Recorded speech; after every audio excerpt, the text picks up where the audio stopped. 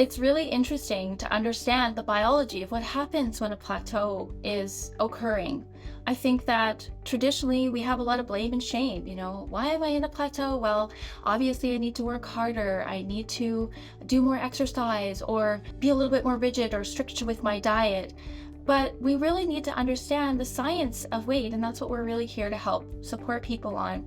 I think it removes a lot of the blame and shame when we understand that the body fights against us with hunger and appetite in times when we are in a caloric deficit or we might be losing weight. So I think if we're only looking at our success as the pounds on the scale, I think we're really missing an opportunity.